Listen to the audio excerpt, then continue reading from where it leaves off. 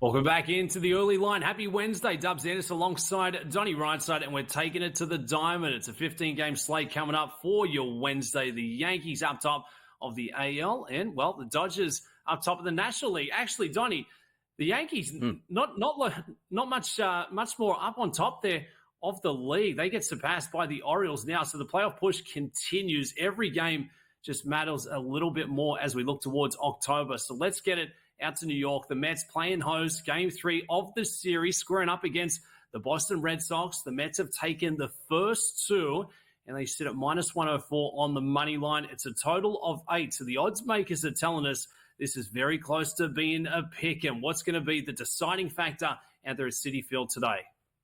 Maybe just ride that win streak here, right? Mets to stay hot. You take a look at Tanner Houck, who I guess theoretically you could say he's the best pitcher overall in that starting lineup for the Boston Red Sox. But if we take a look at his full season, he's actually pitched against 687 batters combined. His ISO power number against is 088. That's phenomenal. His weighted on base percentage against 281. Absolutely sensational. But if you take a look, sometimes, Dubs, I say to myself, I don't care what you did in April, May, or even June at this point. We are now in the months where you're trying to win baseball games, high leverage situations to get into the playoffs, and he hasn't performed all that well. So when I take a look at just the last 60 days and say, you know what? There's 26 pitchers on my card today, minimum of 20 innings pitched over those past 2 months, and Tanner Houck is 20th out of 26. To start the season, Dubs, he'd routinely be in my top 5. The ERA, a little bit leaky, close to 4 at a 3.95, but his analytical numbers, in particular his xFIP, is at a 4.73. That's dangerously bad. And you're taking a look at a lineup today for the Mets that over the past 30 days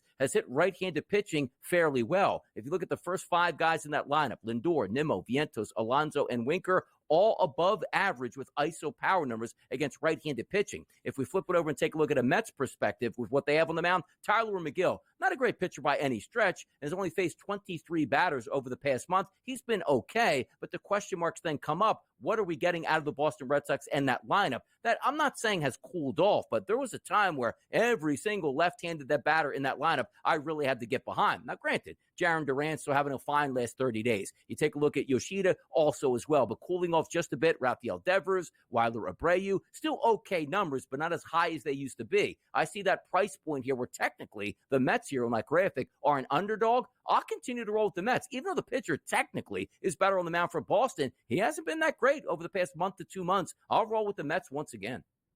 And for you prop bettors, Freddie Lindor's had a streak of 14 straight of collecting the hits. So certainly play the hot hand, maybe look for 2 or more. All right, let's take it out to the Rogers Center in Toronto. The Blue Jays playing host to the Phillies. And what a game this was last night. The Phillies get it done. Schwarber bombs goes off to get the score 10-9. It's game 2, and it looks like Philly going to be favored in this spot going on the road. Currently sitting there minus 126, and that total sits at 8. If we see the same again as last night, Donnie, could that number blow wide open? I think we could see the same thing as we saw yesterday with a Phillies victory. But again, having said that, it's an afternoon game. We'll wait to see in that starting lineup. You saw one of the final plate appearances for Bryce Harper. Had a little bit of discomfort in that elbow. Already down Alec Bohm in that lineup. We'll see if Bryce Harper is inserted back in. But if we're looking from a pitching perspective, the reason why I said yesterday we might not get the same thing there. Why?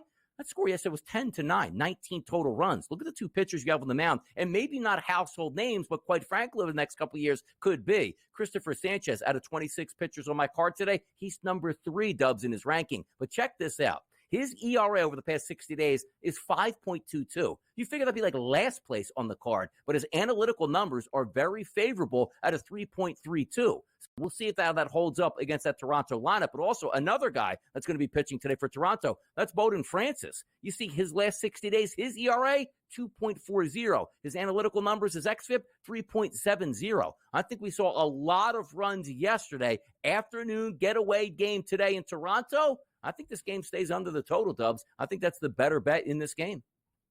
Chris Sanchez, 4.5 Ks. He's cleared that twice, 50-50 split for the year. So maybe another nice prop mark you can look towards. All right, let's take it out to Cincinnati. The Reds playing against one of the hottest teams in the West, the Houston Astros, coming into town.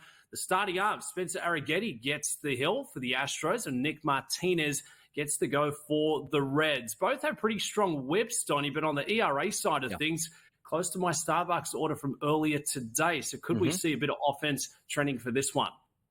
It's interesting that we bring that up, too, because if you take a look at the season total, it's like, boy, Arrighetti wasn't very good to start the season. As we know, that certainly goes into your numbers. Nobody's going to look at your ERA and just say, oh, well, how'd you pitch over the past 2 to 3 weeks at this point? You only see the full season numbers. But I like to get into those numbers over the past 30 and 60 days. And Spencer Arrighetti has been a pretty good pitcher here, Dubs. Number 5 on my card today. His ERA over the past 60 days, manageable at a 3.49. But how about his xFIP number, 3.63? You can get away with that. And also, we're in one of the better hitters ballparks in Major League Baseball at Great American Ballpark in Cincinnati. Temperature's 80 degrees, but a wind is blowing in a little bit from center field. Maybe that affects it slightly, but I don't think there's going to be too much of a difference. Nick Martinez, however, 48 and a third innings pitched over the past 60 days. Look at his ERA, Dubsy, 3.35. xFIP number 3.90. I like both of these offenses here, but I might think you're getting a discount here. I don't know if we get 10 runs in this game. So once again, I'm a guy that roots for RBIs, likes to see runs, likes to see RBI props,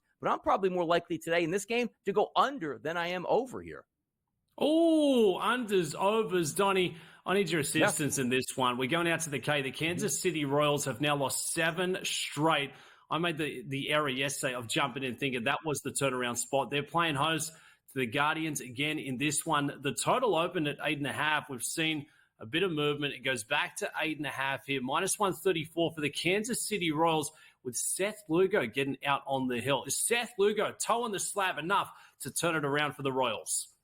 Yeah, it's tough. Again, sometimes you're just getting into, like we talk about the Mets. Sometimes you just start to get a win streak or just start to get a losing streak. You can't get out of your own way. Seth Lugo started the season absolutely a man on fire, has settled down quite a bit. His last 60 days, Dubs, ERA getting close to 5 at this spot. He really struggles with left-handed batters. The key indicator there, you're going to get a lot of left-handed batters from the Guardians tonight. Juan, Jimenez, Ramirez, Naylor, Manzardo, and Naylor as well, which is actually his brother, and then Rocchio, a switch hitter in the 9-hole spot. So if you're struggling over the past 60 days, particularly against lefties, that losing streak's going to hit 8 today, Dubs. Hate to say it. Unders, team total, Royals, 4.5. More on the other side. Welcome back into the early line. Happy Wednesday. Dubs Anderson alongside Donnie Rightside, and we're keeping it with the bigs. Major League Baseball continues here on a hump day, and we're headed down to Petco Park, a pitcher's paradise. Grab the flip-flops, grab your beach towel. The Padres have been playing some fantastic baseball, and they've got a really good chance of to keep things going in the right direction. Yu Darvish gets out on the hill this afternoon, and the Padres heavily favored in this spot, Donnie. Is the juice worth the squeeze at minus 180 on the money line? This is interesting, and it's a great development, too, because as you're trying to set up your rotation heading into the playoff, Dubs, Yu Darvish coming back, and what happens if he returns to form and is a very good pitcher here? The San Diego Padres could be hell on wheels come playoff time, but we have to get there, and he has to be good tonight.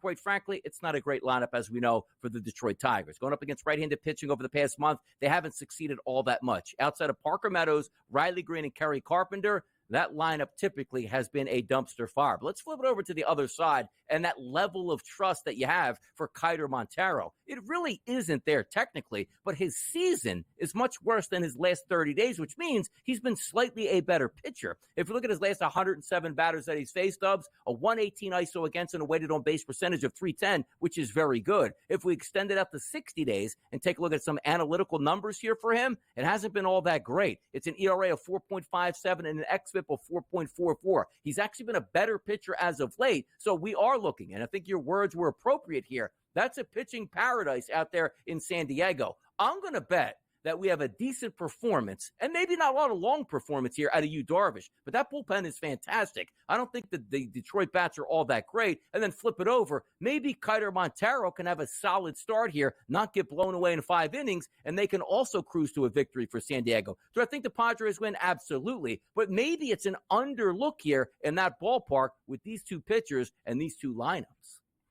Let's keep it with the National League team playing some great baseball and a lot still on the line here. The Atlanta Braves, they're playing host to the Colorado Rockies, just middling along, looking towards October, saying, hey, what could we have done? And it doesn't get much easier here this afternoon. The Braves get Charlie Morton out there on the hill. Charlie Morton has been strong, 7-7 win-loss. He's set at 6.5 cases. His prop number this afternoon, and they are heavy favorites, minus 275. after a 3-0 win last night. Is it all about the Braves to bully the Rockies again on a Wednesday, Donnie? Yeah, it looks like it again. And the Rockies outside of Colorado certainly not showing up, and the Atlanta Braves know that every game right now, Dubs, feels like a playoff game. You got to win. You got to handle your business against bad teams like the Rockies. And Bradley Blaylock will be on the mound. His last 97 batters he's faced a weighted on base percentage against 359, which is terrible. On the season, he's got a 352 weighted on base percentage combined against lefties and righties. That's not great. If you're looking for RBI props tonight from an Atlanta perspective, you're looking at Soler, Ozuna, and Olsen, 2, 3, and 4 in that order. If we flip it over to Colorado, Charlie Morton is just your average pitcher on the mound, veteran guy. Quite frankly, if you look at his last 60 days, his ERA is close to 5. But the problem with that, Dubsy, is you would love to see Charlie Morton in Colorado in elevation against the Colorado Rockies lineup. Yesterday, I understand it was Chris Sale, maybe the best pitcher in baseball. They didn't even show up. I don't expect they show up again today, but I'm not laying close to $3 price point. I'll just look for those RBI props we talked about from 2, 3, and 4 in that Braves lineup. Who's going to be showing up to Oracle Park for the Wednesday afternoon showdown between the Giants and the Diamondbacks, a National League West showdown here?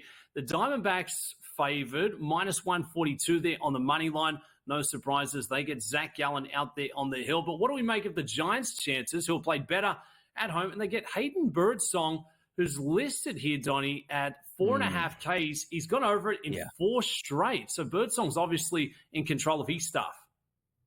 Here's the problem with Birdsong. You take a look at his last 89 batters, Dubsy, high ISO power numbers against, high weighted on base percentages, which will get you in trouble with Arizona. Now, granted, San Francisco, one of the better pitching ballparks in Major League Baseball. We understand that. Cooler temperatures, big ball yard, maybe not a lot of home runs expected. But if you are looking at the last 30 days of that lineup for the Arizona Diamondbacks against right-handed pitching, Corbin Carroll, Jake McCarthy, Jock Peterson, off the charts here with ISO and weighted on base percentages here. Adrian Del Castillo, as well as Eugenio Suarez, and then we'll throw in Perdomo, who's due to bat 9th. You got, looks like 6 to 7 plus batters in the lineup tonight for the Diamondbacks. Gallen's the better pitcher. The lineup is better for the Diamondbacks. I'll lay the favorite here, and also maybe a team total with the Diamondbacks. I think they hit tonight, Dubsy. I do.